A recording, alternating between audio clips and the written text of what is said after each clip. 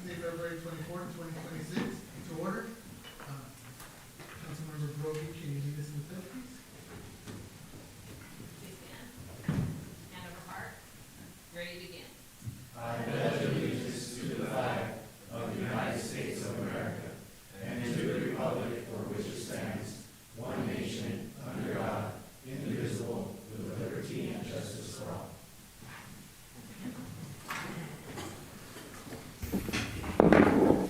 Okay, number 3, roll call. Mayor Mendez, Present. Mayor Pro Tem Garnica, Present. Councilmember Brogy, Present. Councilmember Villasenor, Here. Councilmember Rodriguez. Here. Thank you. Moving on to number 4, approval of the agenda. I'll second. Okay, we got a motion and a second. All in favor? Aye. Aye. All right. Any nays? Motion passes. Moving on to item number 5, public comments. I have one public comment, Ron Merkford.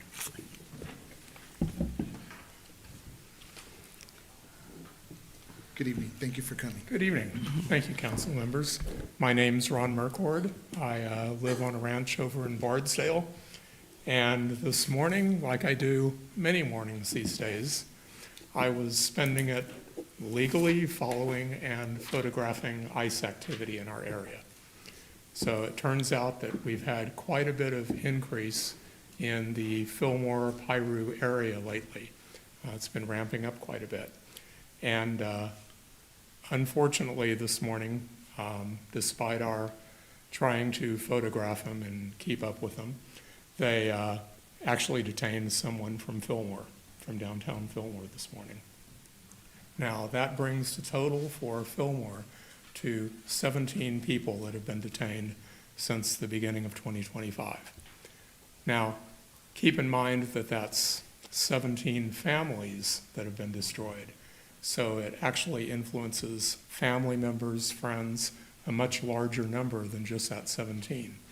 But even 17 out of our population, that's a little over 1 in 1,000 people that have already been detained. That number holds pretty much the same for the entire county. There have been about 850 abductions by ICE in our county of 840,000 people. So still about 1 in 1,000.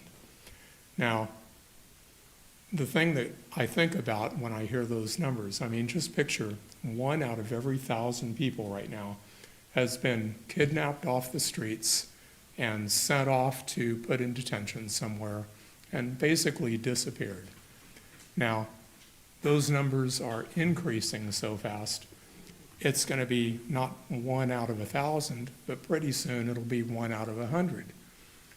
Maybe at some point it could even go beyond that. It could be 1 in 10. We don't know. All we know is that there's a lot of money being poured into this so that they can detain a lot of people.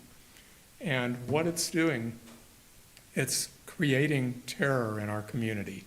And every little market that I go into now, I talk to the owner, and he's telling me about, how his business is way down because people are scared to even come to the local market.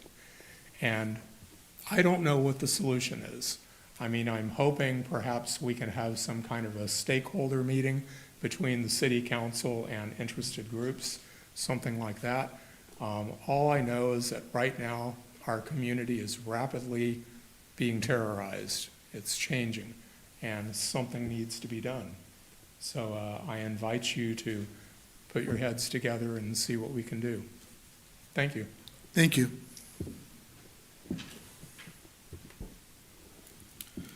Moving on to item number 6, city council reports, recommendations, comments, committee, commission, and board reports.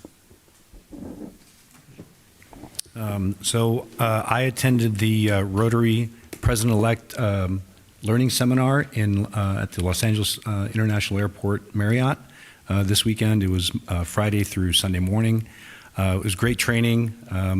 I had no idea how organized Rotary was at the international level.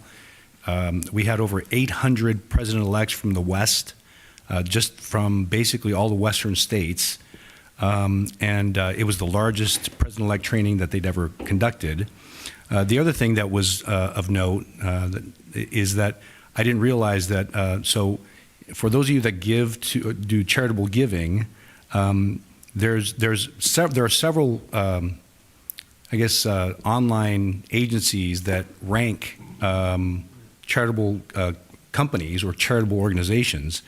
And Rotary International is actually ranked in the top 1%, and they consistently get 4-star ratings out of 4 for the giving. In other words, if you give $100, typically for a Rotary donation, about 95 to 96% of that will end up actually going to what you gave it for. And so it was just very educational for me, and it made me very proud to be part of Rotary. And I would highly encourage anyone who has a heart for service and for giving to their community to look into joining Rotary. Thank you. Anybody else? Councilmember Rodriguez.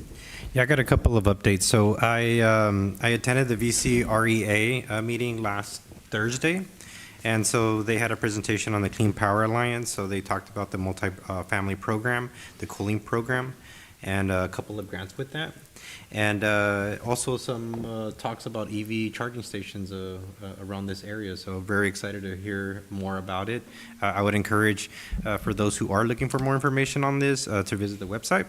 And then also I attended the EDC, the Economic Development Collaborative. And so one of the biggest things that stood out from this meeting was the Ventura County Digital Upskill Initiative, which was really great classes and opportunities for people to learn computer skills, small business upscaling, and so more information about that on their website as well. Highly encourage those who are interested to get more information on that. Also, I wanted to announce that I am going to be having a mini town hall March 28th at the Dolores Day Park. And so this is an opportunity for me to get to know more about the community and the community to learn about a little bit more about me. I am planning to collaborate with a couple of local nonprofits that are stationed here in Fillmore. Very excited for that as well. And so I welcome anybody that is in the district, or if you're not, just go ahead and say hi. So that's it for me. Thank you. Okay, thanks. Just want a reminder that tomorrow, Tuesday or Wednesday evening, is my standing porch talk at my house, and that's open to anybody in the community, residents or business owners who want to come and just chat about things going on in Fillmore, changes they'd like to make. I hold this the second and fourth Wednesday every month. Unfortunately, due to weather, this last one earlier, 2 weeks ago, we had to cancel due to weather. We had rain that was blowing into my front porch, and all the cushions were soaking wet, so we just canceled it for last month. But so anyway, if you are able to join us, I'd appreciate it. 6 o'clock to 8 o'clock, and if you want any information, it's online, and I would be happy to talk to you personally about it. And then also, there was a Ventura County Transportation Commission meeting on Friday, which, and I've been sitting on that commission for 3 years now. And although I wasn't able to attend it, be at a memorial service in San Diego that day, but what I am looking for, and I want to hopefully be able to get this accomplished in the next maybe 2 months or so, have a representative from Ventura County Transportation Commission come in and do a briefing on the railroad status. I get questions constantly, especially at Porch Talk, about when is the train coming back to town. And we're dealing with the bridge issue, as all of you are aware. The railroad bridge was washed out 3 years in a row now. So every time we make some headway, the railroad bridge comes at least partly down again. So that's something that will be coming up, and hopefully we'll get that on the agenda the next couple of weeks, next couple of months, and fill in everybody on what's going on with the railroad. So that's it. Thank you. Okay, thank you. Yes, I do have a couple of updates as well. I chaired the Ventura Regional Sanitation District meeting this past week. The main item on the agenda there actually was a long overdue classification and salary compensation study, and we received the results of that, which is really bringing up the Ventura Regional Sanitation District salary, job titles, everything up to where it needs to be. And so in the ability to recruit good people, qualified applicants at salaries that are commensurate with the area and what we need in our area. And I just want to make a comment on it because we've, gone through that in the city multiple times. I want to say, looking over at Manuel, that it was pretty recently that the city did it. And for us as council members and also for the public, we get the item on the agenda and a good overview of it. But it was really interesting for me to be able to have a long presentation by the consultant who did this classification and compensation study, and just the worth of it and how important it is for organizations, especially government agencies, to be up to date on that. So I just kind of want to make a comment. I thought the sanitation district did a great job, and it's really important. So I'm glad that I think our city has recently done it, and we're really, I think, already reaping the benefits of having staff that are classified in the right position and with the right salary compensation. So I'm actually transitioned out of the Ventura County Regional Energy Alliance, and Councilmember Rodriguez, as he mentioned, transitioned in. But I did attend this last meeting because there was a little bit of follow-up information that I wanted to hear about from the Alliance. And that is concerning a couple of community resilience related grants that are finally coming into fruition to apply for this coming year. And I just want to mention them to the public, to council members, and to staff. One of them is a planning grant around resilience centers. And I actually mentioned at the meeting that we are, with our Veterans Memorial District and working with our Veterans Memorial District Board, with the roof and the other, renovations and upgrades that it needs, wanting to eventually have that be a sort of our certified resilience center. And so there might be an area, where the federal grant and the county money that's going into the Veterans Memorial District can maybe be supplemented with some resilience grant money for that. So anyway, I'm looking over at Manuel, and I'll send this to you and to Erika. And we'll just look into it. But I want to say that the Regional Energy Alliance is more than happy to dig deeper for us and see if there's maybe something there. And then the other one is the Extreme Heat and Community Resilience Grant, and that is cooling pavement, shade structures, tree plantings, built or natural-based solutions. And so I'm thinking about our parks. I'm thinking about our dog park, which we don't have that shade there yet. And I'm also thinking about our wonderful bike path that is contiguous and long, and not just a bike path, but a walking path. And just the idea, again, this is just in my head, of some little shade structures and benches for respite, that people would maybe appreciate. So that's in the near future, and I'll share it with staff and just see if that's a possibility for us. Okay, I think that's it for my recommendations, for my updates on my committees. I did want to say that as we've been informed and we're aware about families impacted by ICE enforcement, there are cities that are beginning to look at sort of having more stakeholder engagement and looking at how do we help these families that just have been affected by this. So Oxnard has a group of stakeholders that are meeting. Again, it's a combination, I think, of various different groups, city and probably the school district and nonprofits that are helping families. Santa Paula, I heard Moore Park is looking at one. So I'm just letting you all know that I'm going to do my research myself and try to attend some of these meetings and see how do they function, how do they work, what kind of value do they bring to the community, and just report back and see about our community here. So with that, I think that is it. Thank you. Thank you. And I have nothing to report. My committees have not met yet, but I just wanted to extend my thanks and gratitude to our first responders, our fire and our police. Thank you for keeping our community safe and all you do. Thank you. And moving on to number 7, consent calendar. But before we go on, I want to pass the mic over to our city attorney, Tiffany. Thank you, Mayor. I just wanted to note there's a typo in 7D in the resolution of intention to set the public hearing. Section 3 says that the public hearing would be set for May 24th, but it's actually March 24th that we'd like it set for. So when someone makes a motion on the consent calendar, if that item doesn't get pulled, if the motion could just be to include that change to May 24th for the hearing date, that would be great. Thank you. Thank you. March 24th, yes. We're moving on to consent calendar. Can I have a motion with the amendments? I'm sorry, Mayor, can I make a comment on one of the items on the consent calendar? Okay, thank you. And my comment is on item 7C, the MOU between the Ventura County, the Council of Governments, and the City of Fillmore regarding small lot assembly. And my comment is just that these are funds from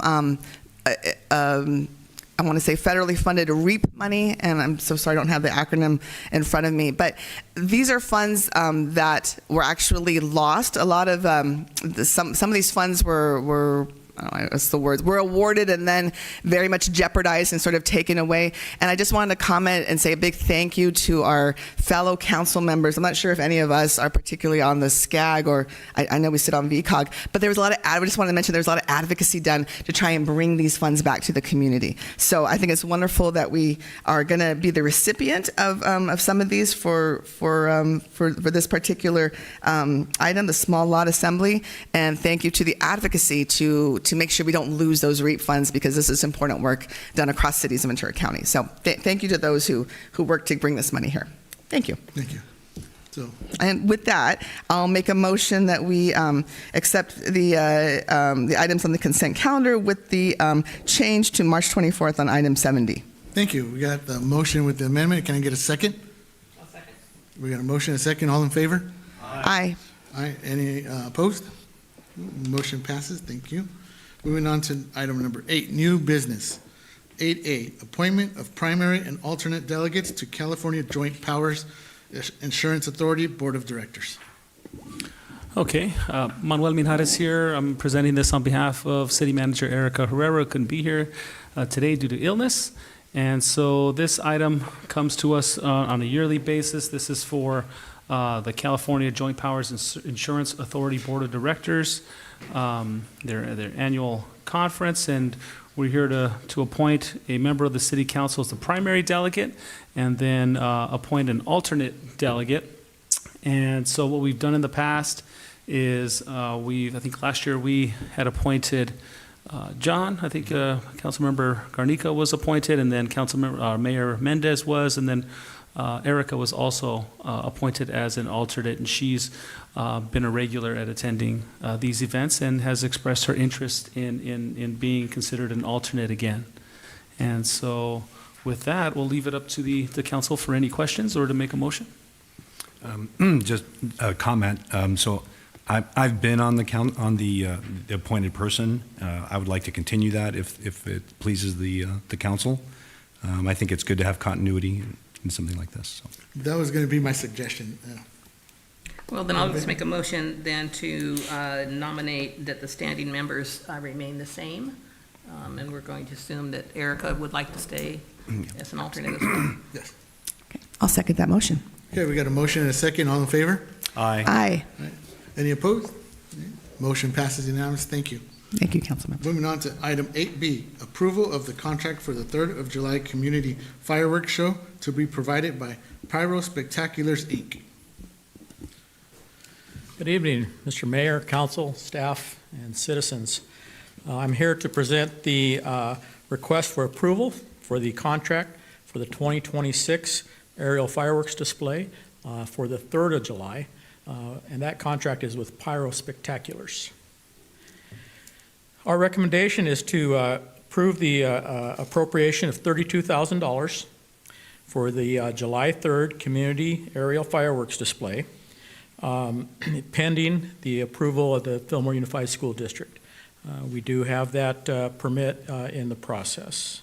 So, also, not only to approve the authorization of the $32,000, but also to approve the actual agreement with Pyro Spectaculars. So, as everybody is aware here, everybody's been around for a while. We used to have the 4th of July celebration. And then in 2020, the COVID hit and a lot of those public displays were canceled. Coming into 2021, the vendor that we had for for July 4th was no longer an approved vendor with the state fire marshal. So we had to search for another vendor. That was 6 years ago now. And we were able to find another vendor, and that is Pyro Spectaculars. But of course, being new, we were kind of put at the bottom of the list. So July 4th obviously is the main date that most cities go after. But we were able to secure them for the 3rd of July. And we've been coordinating with Pyro Spectaculars every year since then. Anyways, the cost of this year's show is $32,000. It's gone up a little bit. Last year it was $29,000, and having just $3,000 difference for this, it's going to be the same show, the same number of shells, same size shells, same duration. They try to shoot for about 18 to 20 minutes worth of aerial display. So it'll be the same show, but it's just going to cost a little bit more at $32,000. Pyro Spectaculars has made every attempt to try to fit us into the 4th of July. Our city manager has been with them constantly on the phone and emails, trying to see if we couldn't get a last minute, not last minute, but every year our city manager, Erica, has been trying to get us into the 4th of July date. The problem is lack of pyro technicians, the folks who actually are licensed to set the aerial display off. As a matter of fact, we were hoping that this year we'd fit in, but they had some retirements, but along the retirements, they also had the same equal number of new technicians. So we're almost there. Hopefully, we can fit in the next couple days. I'll mention here in just a second of how we might be able to help out with that. So hosting the event still on July 3rd kind of ties in with our overall plan here of the city is to have a celebration of Independence Day, and having it on the 3rd allows us to continue that process. As a matter of fact, it kind of extends it another day, a day earlier. I know that every year that we have a little get together at the fire station of some of our rookies, and we invite those members of the public to come and watch the display right from the backyard of the middle school. So it's always a great event. Obviously, I think everyone's aware this year is going to be a little bit more spectacular. It's the 250th anniversary of our Independence Day. So I know that the city staff has been working with the Cultural Arts and Recreation Commission to have a few more functions during the, I want to say the week. We sell the fireworks at our fire stands for a week, but hopefully, during that, those core days of the 3rd and the 4th, that we can add more events to extend this out and to make it a little bit more family friendly. Maybe getting back to some of the days of old where, well, I don't want to say too old, but the years past where we used to have a lot of family events. A lot of family events occurred right here when this was a city park. So it'd be nice to get back to that. Again, staff is working with the CAR Commission to make that happen. Question? Yes, go ahead. So, Chief, do you know are the veterans organizations, are they planning any kind of special events for the 250th?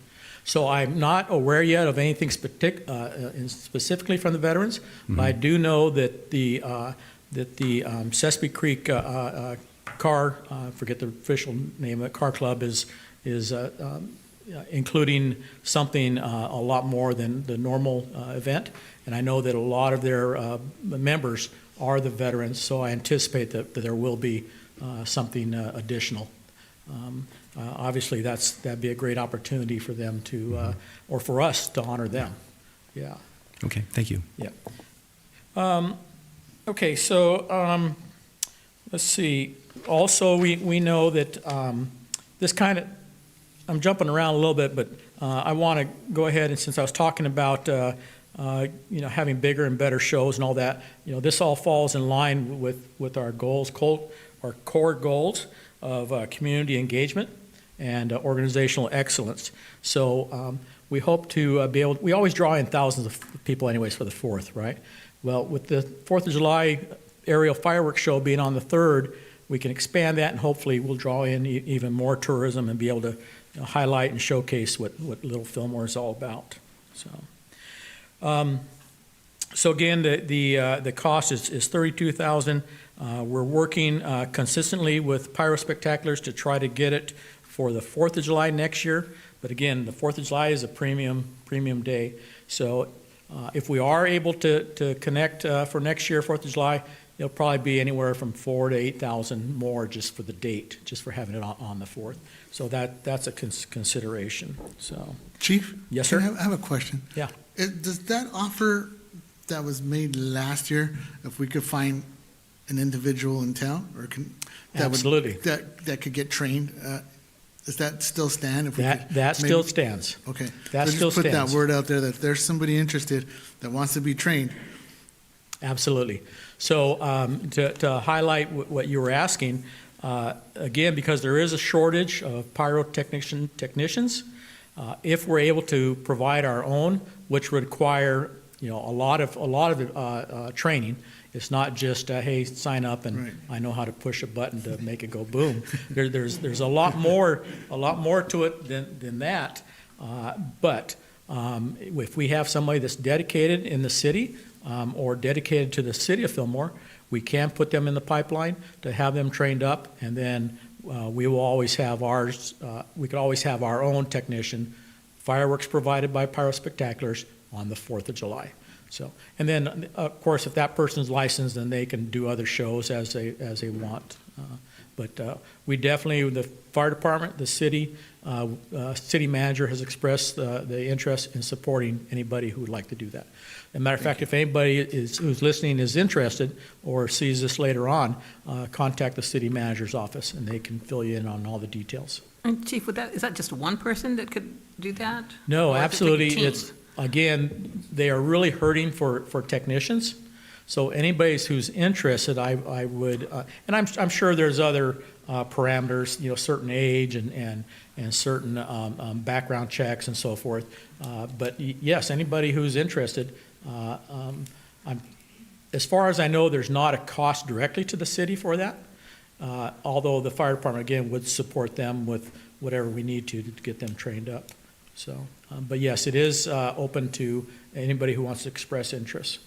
It would require more than one person, two people. I mean, So normally at the fireworks show, there's a licensed technician who has the official card, and then there's usually 4 or 5 other individuals who are in the process of trying to get their license who assist. So when we set up, when I say we, I'm meaning the fireworks company, the fire department is there observing. So when they're setting up, it's a team of about 4 or 5 or 6 people that set up the whole display and then help shoot it off. So, yeah. Yeah, it would be great for us if we had interest. So there you go. I think I saw some hands raised there. Okay, we obviously would like to encourage anybody out in the Fillmore here who's interested to call the city manager's office and express their desire to go down that way for a permit. So again, I may have mentioned this earlier, but if not, the show is held annually at the middle school. We're in the process right now for the permit. The show, because the aerial fireworks have a tendency to kind of go with the wind once they've been shot off, the middle school grounds gives us enough room, buffer, about 300 foot, a little shy of 300 foot buffer for any of the fallout that comes out. So, okay, the fiscal impact. Let's see. Again, this year is the $32,000. It would come out of the general fund reserve, and it would cover the deposit. The deposit is half of that, $16,000, which is due March 13th. The remainder due right after the shoot. So, okay, I mentioned that it falls in line with the city goals of operational excellence and community engagement. Any questions? No, I don't think we have any questions. Thank you, Chief, All right, for very that welcome. wonderful presentation. Thank you. I'd like to make a motion. Here we got a motion to approve the appropriation of $32,000 for the 2026 July 3rd Community Fireworks Show, subject to approval of the necessary permit from the Fillmore Unified School District, and authorize the city manager to execute the agreement with Pyro Spectaculars, Inc. after the Fillmore Unified School District permit is received. Thank you. We got a motion and a second? I will second. Okay, a motion and a second. All in favor? Aye. All opposed? Okay, motion passes. Thank you. Moving on to item 8C, adoption of ordinance number 26-993, updating the city's regulations to strengthen cost recovery and code enforcement procedures. Mr. Mayor, I'll be presenting this item tonight. Tonight, we're introducing an ordinance to the City Council that will make some much-needed changes to the city's code enforcement procedures. For example, it will allow the city to hold the person responsible for the property, not just the property owner responsible. So for example, if there's a tenant who's doing things, we're able to name the tenant instead of also involving the property owner. We're also making changes to comply with state laws and some codes that have changed over the years. So we'll be establishing some clearer procedures for the summary abatement process and then the post-abatement procedures, as well as designating who can be a public hearing officer, or sorry, a hearing officer if there is a hearing needed.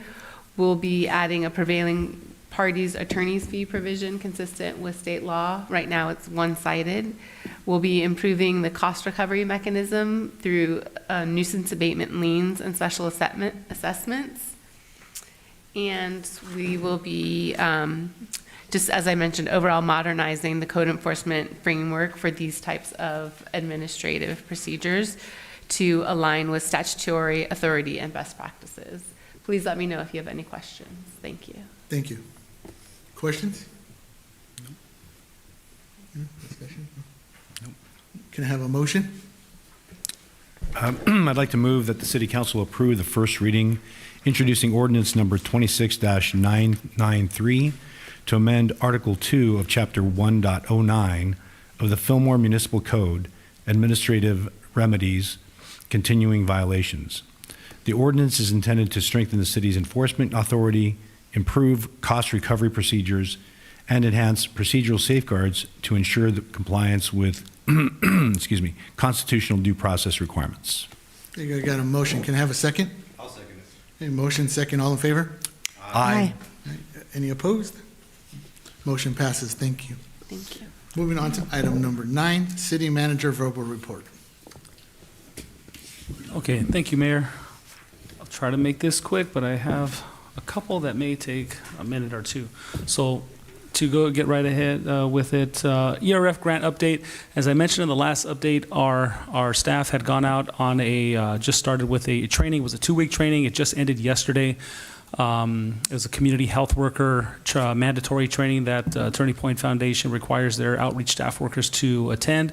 And so they would have been started their outreach again today. So I'll have a more thorough update for you on the 10th as far as their work on outreach.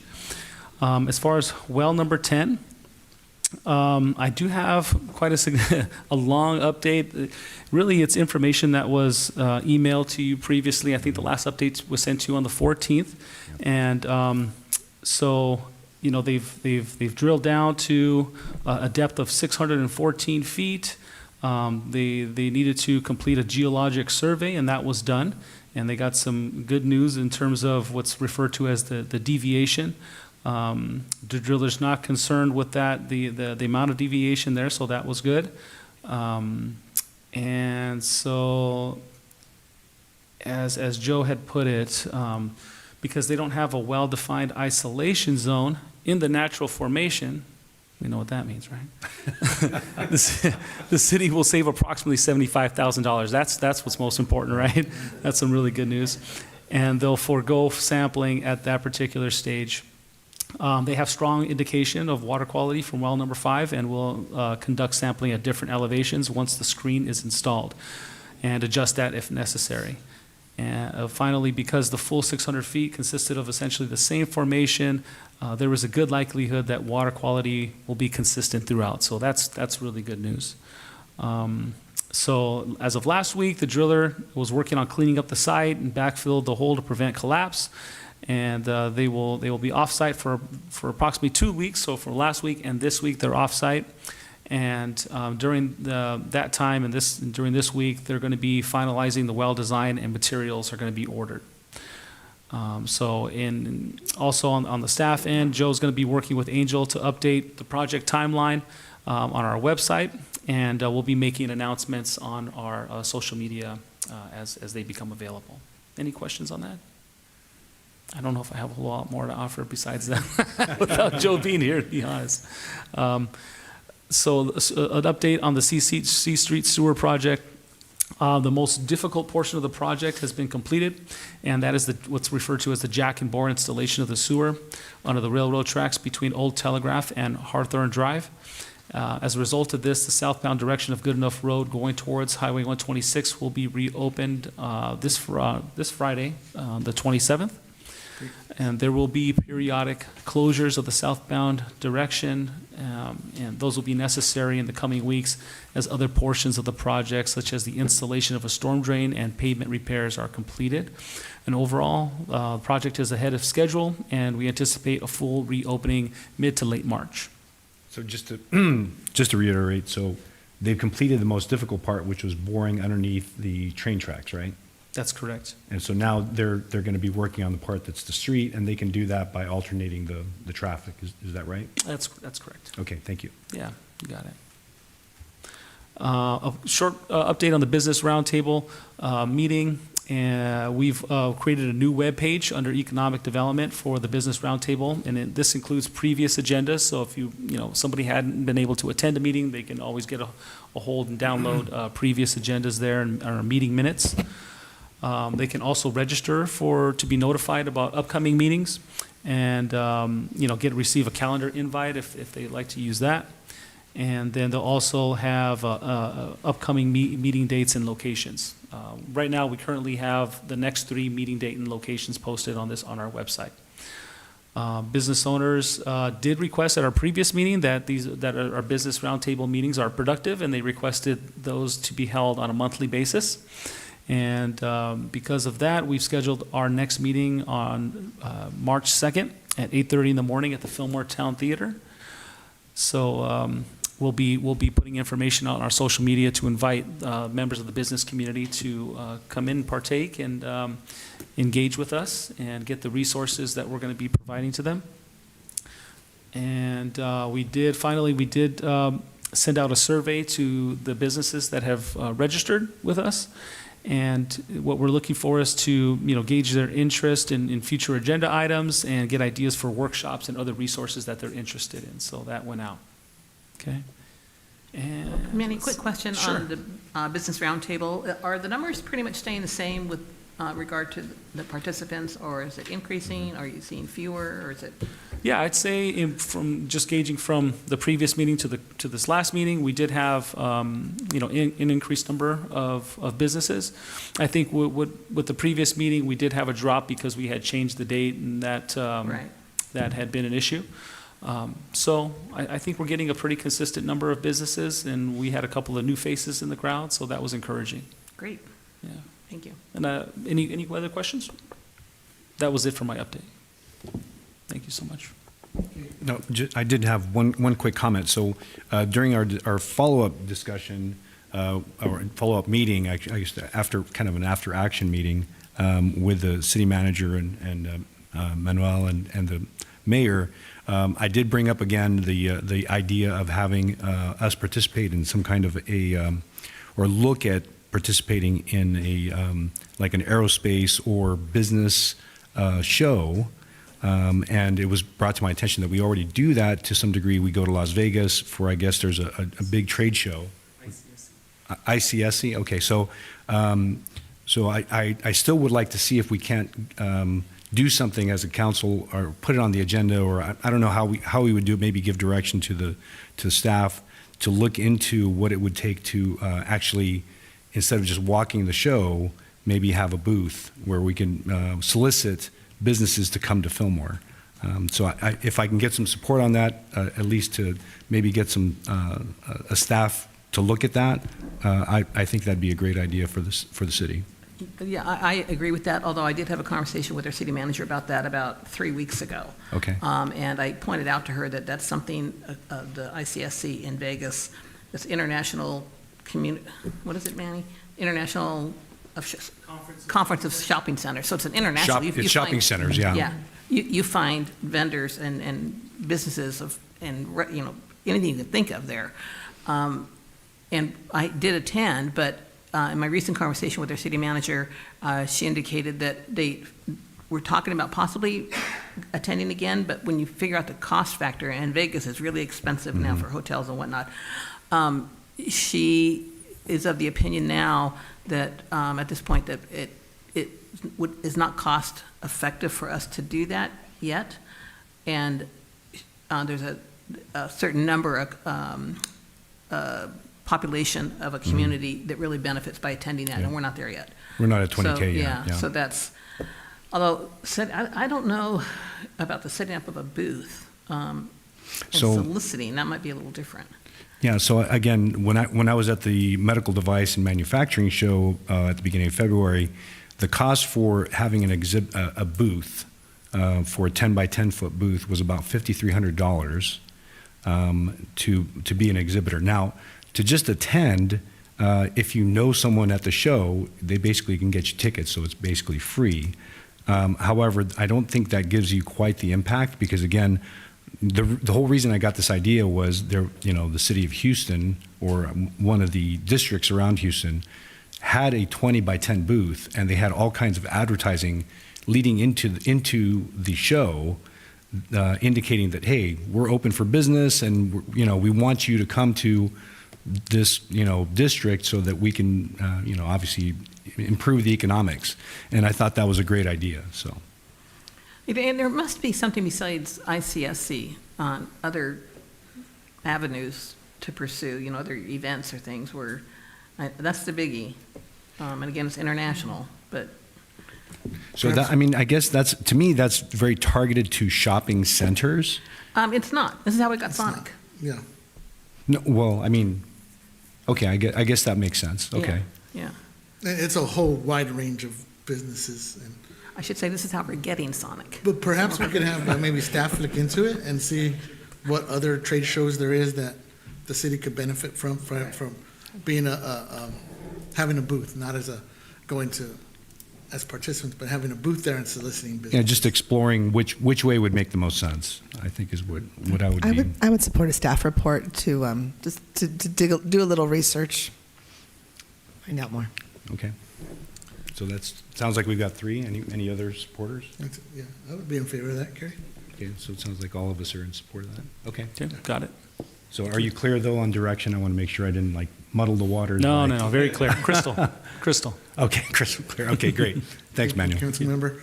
And before we move on to closed session, I just wanted to close tonight's meeting in honor of my nephew, Daniel Juarez, who passed away not too long ago.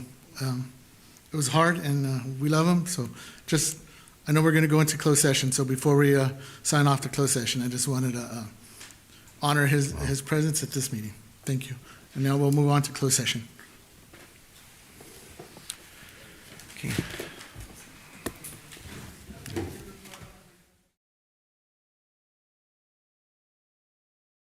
Go to closed session for conference with legal counsel on existing litigation.